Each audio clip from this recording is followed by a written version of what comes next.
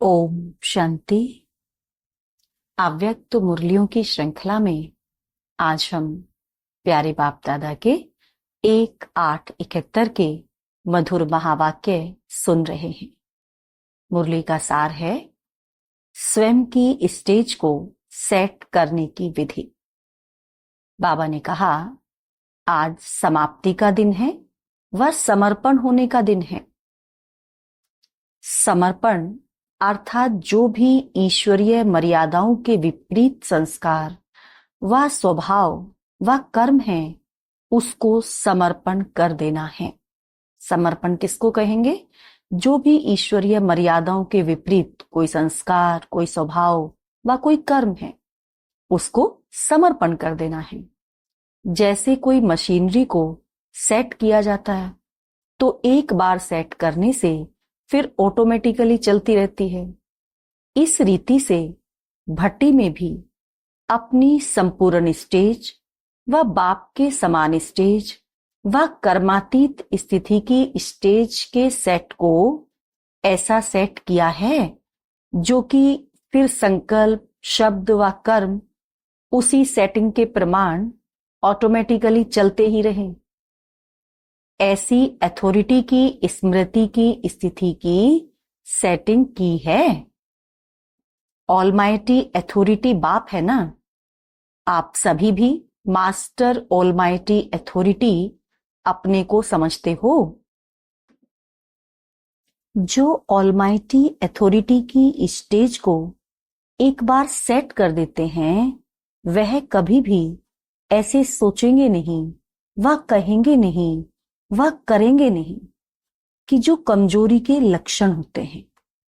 वो ऐसा कोई भी कार्य नहीं करेंगे जिससे कोई भी कमजोरी दिखाई दे। ना तो कार्य करेंगे, ना तो सोचेंगे, ना तो कहेंगे। जो ऑलमाइटी की स्टेज पर एक बार खुद को सेट कर लेते हैं, क्योंकि मास्टर ऑलमाइटी अथॉरिटी हो। जब विश्व को इतने थोड़े समय में परिवर्तन करने की अथॉरिटी है तो क्या मास्टर ऑलमाइटी अथॉरिटी में अभी अभी एक सेकंड में अपने को परिवर्तन करने की शक्ति नहीं? हम मास्टर ऑलमाइटी अथॉरिटी हैं। इस स्थिति को सेट कर दो। ऑटोमेटिकली चलने वाली जो चीज होती है उनको बार बार सेट नहीं किया जाता है। एक बार सेट कर दिया फिर ऑटोमेटिकली चलती रहती है।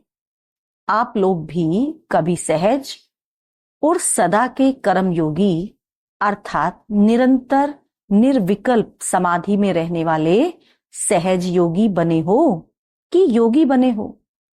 जो सदा योगी रहते हैं वह सदाचारी रहते हैं। सदाचारी कौन बन सकता है? जो सदा योगी स्थिति में स्थित रहते हैं वही सदाचारी होते हैं। तो हम सदाचारी हैं, इसीलिए कभी कैसे भी डगमग नहीं हो सकते। सदैव अचल अडोल हो। ऐसे ही अपनी भट्टी में प्रतिज्ञा रूपी स्विच को सेट किया है।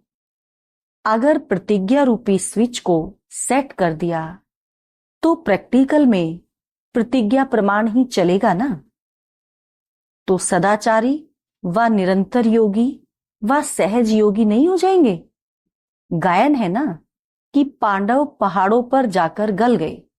पहाड़ का अर्थ क्या है? पहाड़ ऊंचा होता है ना धरती से।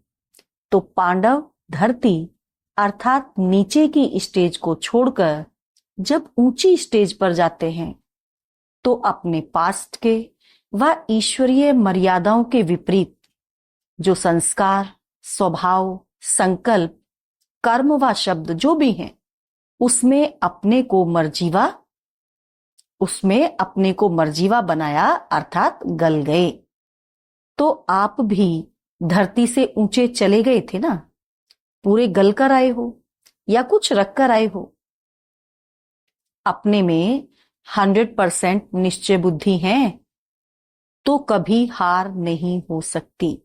अगर अपने में 100% निश्चय बुद्धि है तो कभी भी हार नहीं हो सकती। एक चाहिए हिम्मत, दूसरा फिर हिम्मत के साथ साथ उल्लास भी चाहिए। अगर हिम्मत और उल्लास नहीं तो भी प्रैक्टिकल में शो नहीं हो सकता। इसीलिए दोनों साथ साथ चाहिए।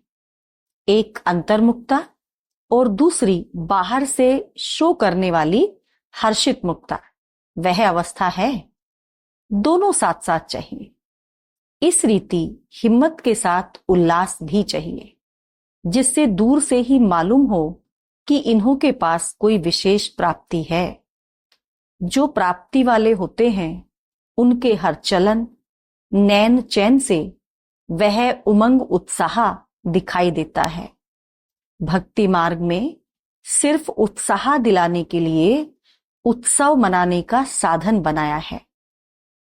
खुशी में नाचते हैं ना, कोई की भी उदासी या उलझन आदि होती है, वह किनारे हो जाती है ना। तो हिम्मत के साथ उल्लास भी जरूर चाहिए। और अविनाशी स्टैंप लगाई है। अगर अविनाशी की स्टैंप न लगाई तो क्या होगा? दंड पड़ जाएगा। इसीलिए यह स्टैंप जरूर लगाना। तो यह सदा काल के लिए समर्पण समारोह है ना। फिर बार बार तो यह समारोह नहीं मनाना पड़ेगा ना। हाँ, याद की निशानी का मनाना और बात है। जैसे बर्थडे याद निशानी के लिए मनाते हैं ना, तो यह समर्पण प्रतिज्ञा दिवस है। विजय का दिन भी मनाते हैं, तो यह भी आप सभी की विजय अष्टमी का दिन हुआ ना। विजयी बनने का दिन सदैव स्मृति में रखना।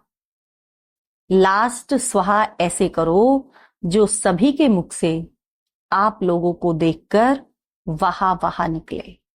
लास्ट स्वाहा बाबा कहते ऐसा हो कि जो सभी के मुख से आप लोगों को देखकर वाहा वाहा निकले और सभी आपको कॉपी करें। कोई अच्छी बात होती है तो ना चाहते भी सभी को कॉपी करने की इच्छा होती है। जैसे बाप को कॉपी करते हैं, वैसे आप लोगों के हर कर्म को कॉपी करें। जितना श्रेष्ठ कर्म होगा उतना ही श्रेष्ठ आत्माओं में सिमरण किए जाएंगे। जितना हम अपना कर्म श्रेष्ठ बनाएंगे, श्रेष्ठ कर्म करेंगे, उतना ही हमारा सिमरण श्रेष्ठ आत्माओं में किया जाएगा। नाम सिमरण करते हैं ना। जितना कोई श्रेष्ठ आत्मा है तो न चाहते हुए भी उनके गुणों और कर्म को मिसाल बनाने के लिए नाम सिमरण करते हैं। कोई बहुत अच्छा कर्म करता है, श्रेष्ठ कर्म करता है, तो गायन करते हैं ना कि देखो उसने ऐसा किया ऐसा किया, तो नाम सिमरण हुआ। ऐसे ही आप सभी भी श्रेष्ठ आत्माओं में सिमरण करने योग्य बन जाएंगे। अब तो योगी बनने का ही ठेका उठाया है। अभी तो योगी बनने का ही ठेका उठाया है ना।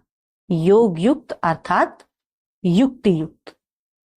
अगर कोई भी युक्ति युक्त संकल्प व शब्द व कर्म नहीं होता है तो समझना चाहिए योग युक्त नहीं है। जो भी हम कर्म करते हैं, अगर हमारा कोई भी कर्म, कोई भी संकल्प युक्ति युक्त नहीं है, जो हमने संकल्प किया, जो हमने शब्द बोले, जो हमने कर्म किया, अगर वो युक्ति युक्त नहीं है तो क्या समझना चाहिए कि हम योग युक्त नहीं हैं।